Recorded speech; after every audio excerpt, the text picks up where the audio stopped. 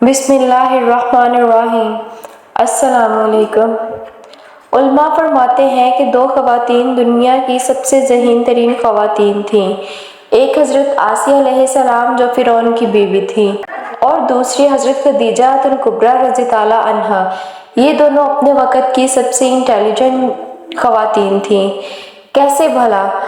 حضرت آسیہ کے اوپر جب فرعون نے وہ پتھر رکھے مجھے خدا مانو، تو حضرت آسیہ نے انکار کر دیا، اور جب آپ دنیا سے جانے لگیں تو آپ نے جاتے جاتے اپنے ایمان کو بچانے کے لیے اللہ سے وہ خوبصورت دعا کی، اے میرے نبی قصہ سنائیے اپنی امت کی خواتین کو فرعون کی بیوی کا کہ جب وہ دنیا سے جانے لگی، اے اللہ تو مجھے جنت میں جگہ تو دے، وہ تو دے گا اب مجھے انشاءاللہ، لیکن اپنے قریب دینا، ہاں وہ جنت مجھے دینا جو تیرے قریب ہو، بس اب میں بہت تھک گئی ہوں، ان ظالموں سے مجھے نجات دلا۔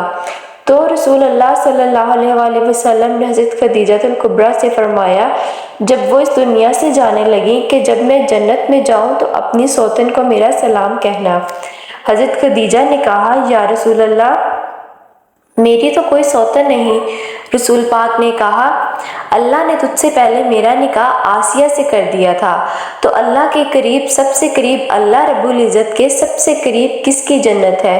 رسول اللہ کی، ہاں، اور دوسری حضرت خدیجہ الکبریٰ کی۔ حضرت خدیجہ کو احساس ہو گیا تھا کہ میرا شوہر جو ہے وہ سچا نبی ہے۔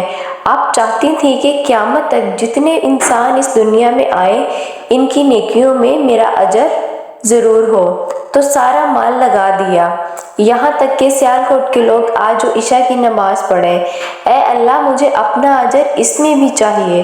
تو یہ دو خواتین سب سے زیادہ ذہین ترین خواتین تھیں۔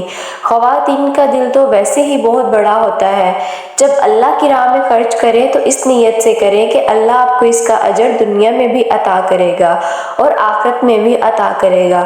کسی کی مدد کرے تو دکھاوا نہ کرے، ہو سکتا ہے کہ آپ کے چند روپے سے کوئی ایسا کام کر جائے جو آپ کے لیے نجات کا باعث بنے، صدقہ جاریہ بن جائے۔ امید کرتی ہوں آپ کو ویڈیو اچھی لگی ہوگی۔ ویڈیو اچھی لگے تو لائک کر دیں، چینل کو سبسکرائب کر دیں۔